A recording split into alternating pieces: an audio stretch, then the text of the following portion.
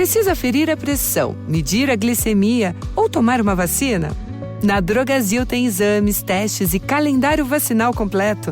E o que é melhor, tem sempre uma Drogasil aí perto de você. É fácil, prático e rápido. Dá para ir entre uma música e outra. Procure nossos farmacêuticos. Quanto mais você conhece o que a gente faz na Drogasil, mais você se cuida.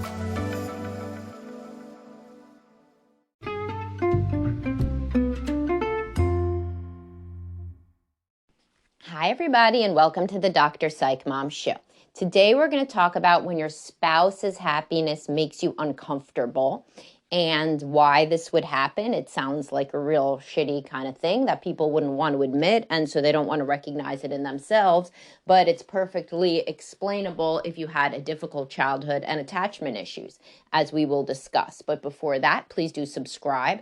My most recent subscriber episode was on what the hell you should even expect from therapy and whether your emotions, your expectations concord with anything that a human being could provide to you as a therapist, and or whether your emotions are actually too low.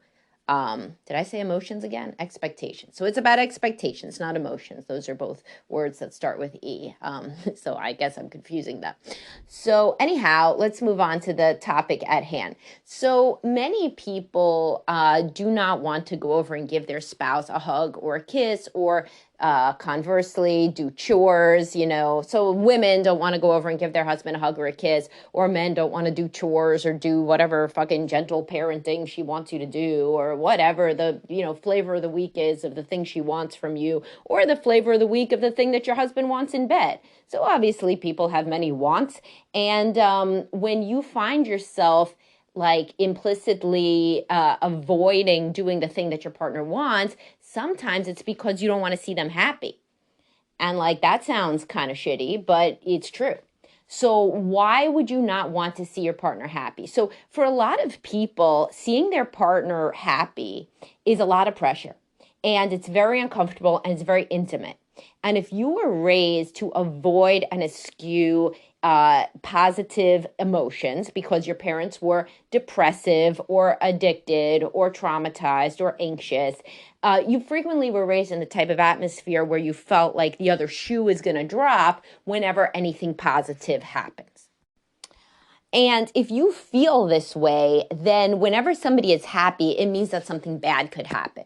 So if you go over and you give your husband a kiss, he's been begging for you to kiss him more and be more touchy-feely and whatever, if you go over and give him a kiss, it's like you feel like his happiness is dangerous, because that's what you were always taught, is like, don't get too comfortable, don't be too happy, always watch out the next thing that could happen, always, don't get too comfortable, watch out, people are going to hurt you, the world sucks, like the depressive cognitive triad, right? The negative thoughts about self, world, and future. If your parents are depressive, and especially if they deal with any sort of personality disorder like narcissism or borderline, they're always thinking that people are out to get them, then you're raised to think that don't get too happy because any bad thing could happen at any time. So when a partner is too happy, you kind of look at them like kind of an idiot, like they're like rolling over and showing their weak underbelly. What kind of idiot would do that?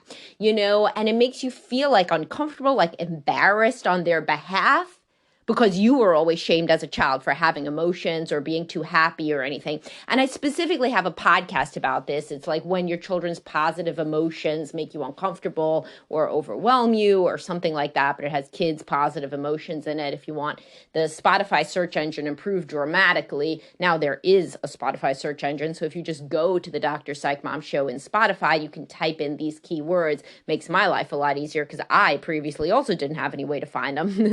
And there's hundreds of episodes, so but you can now use that. So kids' positive emotions. I think it's when your kids' positive emotions trigger you. And if this resonates with you, you should definitely listen to that.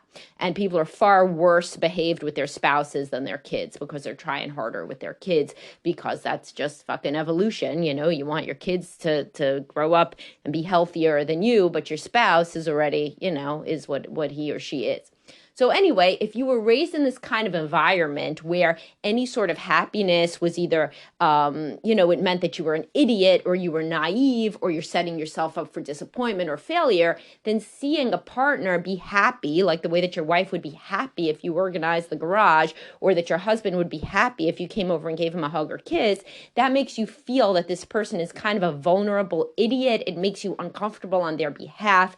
You feel anxiety also that you're going to have to replicate this and that their expectations for you are now changed. That's a big one, particularly with anxious people and people who, again, have had insecure attachments to caregivers. So you feel like if you do something good, now the rules have changed. And now the pressure on you is going to be too much and you'll never be able to replicate this. And then it'll be even worse. Your spouse will be more disappointed on the regular because you were not able to keep this going. So you could see why there's a lot built into it that you would not really want them to be happy. Now, what's another reason? You could be so unhappy yourself because you think only of the marriage. It's never only the marriage. So it's usually your marriage plus who you are. Being a depressive kind of person plus the marriage, right, means that you begrudge them their happiness because you don't feel happy.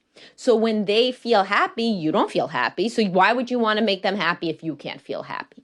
And again, this is being raised in a very us versus them, zero-sum game environment where one person's win has to be the other person's loss. And I frequently talk about victim-perpetrator worldviews and, my story with the bank. I went to the bank and they told me they weren't going to give me change for my tens. And I said, you tell the manager that I want to speak to him. And then I got my fives. God damn it, all these people always out to get me. Well, if you were raised like that, then yeah, when your husband's happy, you feel implicitly like something was taken from you.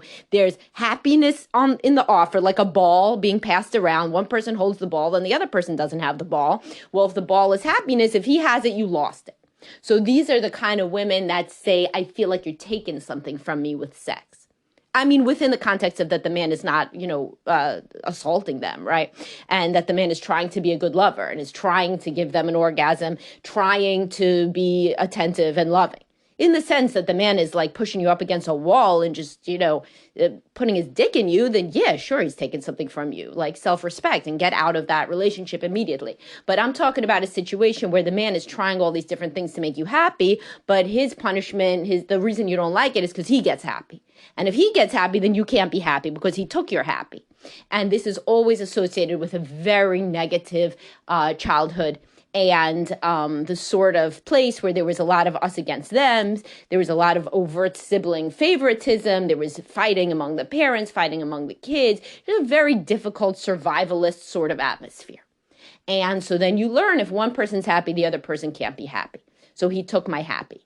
And this is the same with men. So the man thinks if she's happy about this garage that I cleaned up, it makes it worse. It's worse for him than if she wasn't happy. If she wasn't happy with his job, then he would be right in his comfort zone. He'd be like, I can't do anything right for her. She's always gonna complain no matter what I do. And he's happy saying this, like a pig in shit. I see it in my sessions. People are so thrilled to have their biases about the world confirmed. It's very comfortable. There's no cognitive dissonance at all. You say, yeah, I knew if I cleaned the garage, this bitch wouldn't be happy with me still. Right? And if she's not, then shit, you were smart and you were right and you're a victim. And all these things make a lot of sense given your family where all those things were what you learned was part of being a person in relationships, feeling victimized, predicting bad things would happen that then happened. Of course, if you predict it, you make it much more likely, but you don't see that part, etc. So, just as an aside, the way that people engage in those self-fulfilling prophecies is as follows. The guy does the basement, organizes the garage, and he says to his wife, well, you're probably not going to like it anyway because I couldn't do that stupid thing you wanted with the shelves. And then already he shit all over what he did. He made it obvious that he didn't go out of his way and that he also thinks she's stupid. So then she's going to go in and be like, yeah, well, you know what? It doesn't really look much different to me. And then he's going to be, nothing makes you happy, right? And this happens with sex, with women, right? With women and men, when the woman is the lower libido partner, she will lay down like she's preparing for a root canal, and she will basically be completely silent. She will have nothing even resembling an orgasm. And then when he's not happy with her, She'll be like, I told you more sex wouldn't make you happy, which like has nothing to do with reality. Like, so if good sex would make him happy, right?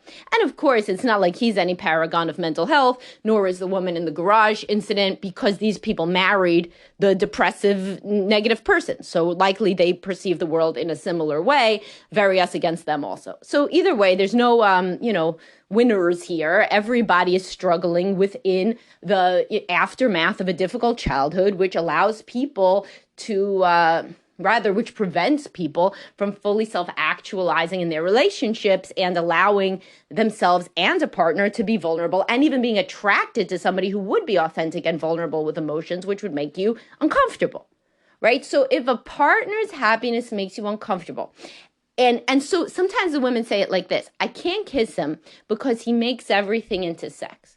Now listen, I got a post about that. If you really have some person with you that you are married to, that you make out with him and he says, well, now we have to have sex because I'm hard, so go into the room. We have to have sex right now. That's not fair. Then that's crazy. Obviously, get into couples counseling immediately. The couples counselor can share with him, this is not a way to behave. Of course, she doesn't want to touch you then. You're going to make a woman who never, ever wants to kiss you ever. Of course, within this does not apply if the woman literally will only make out with you and never has sex, right? So that would be crazy on the other end. But a lot of these women, when they say, oh, he just always wants more, sometimes what they mean is he wants more, like he wants us to then hug and kiss regularly.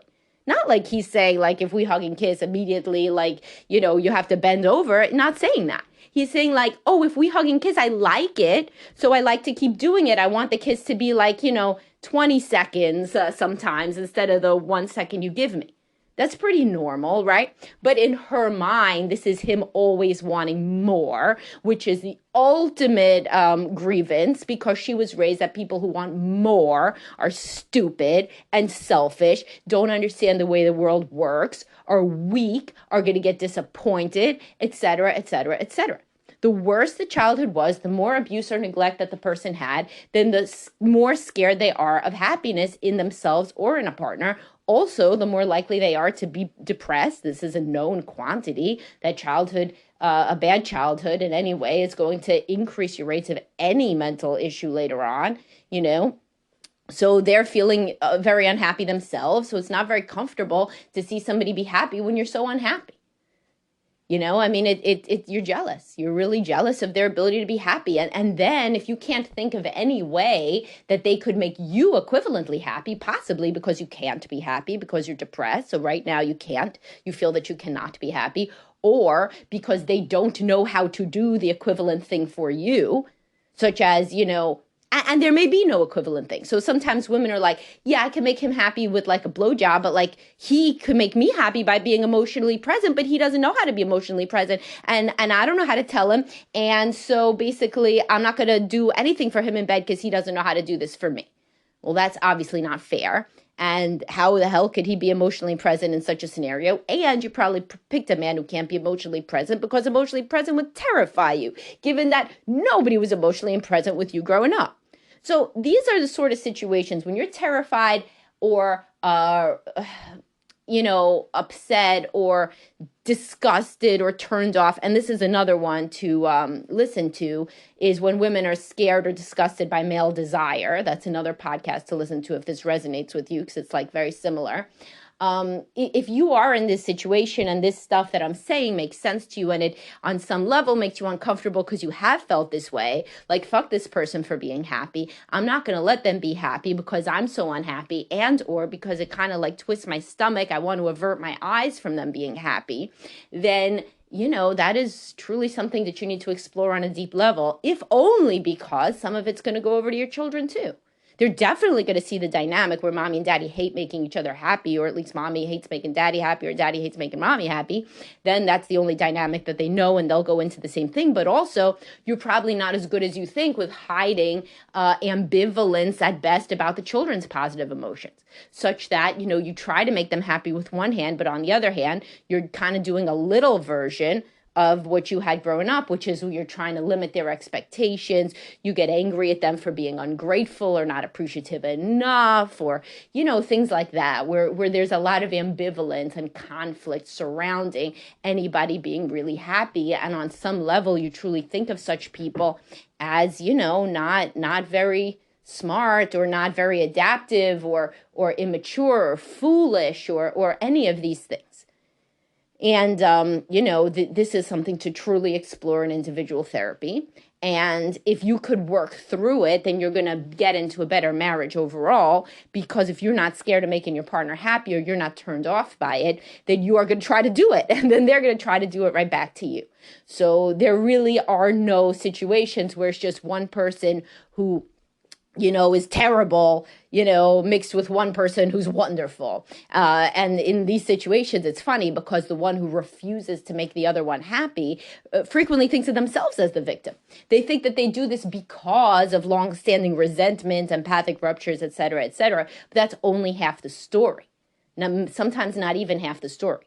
Like your childhood was like a 20-year internship in misery for a lot of people. And then by the time your partner came on the scene, you were trained, you were expert level miserable.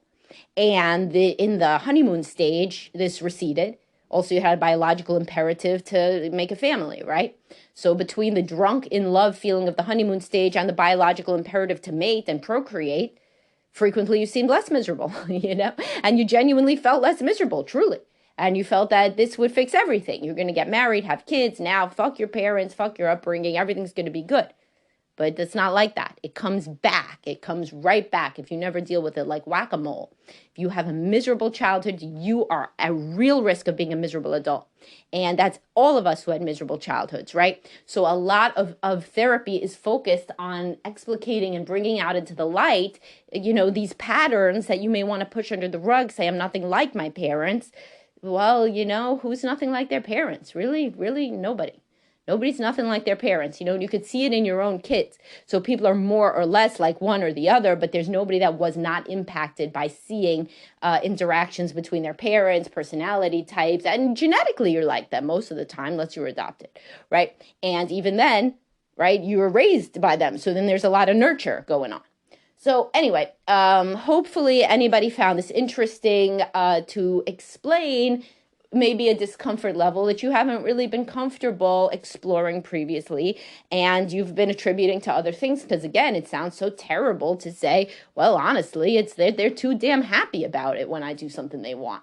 And these are some of the reasons why, and what you should do, which, to be totally clear, is go into therapy and talk about it, think about it, introspect about it, try new ways of being, try incrementally new interactional patterns that then you could see go differently. And if you really will not go into individual therapy because you are tied to the idea that it's all your partner, then go into couples therapy. If you bond with your couples therapist and they do validate some of your partner's flaws, then sometimes you're open to hearing feedback that you yourself could pursue individual therapy, or you could work on things just in the couples sphere. But really, individual expedites couples. Couples can expedite individual, but it's not the same way. I mean, in individual, there's no other person there arguing with you, So it goes a lot quicker. All right. Anyway, I hope you guys found this useful, and I'll talk to y'all soon.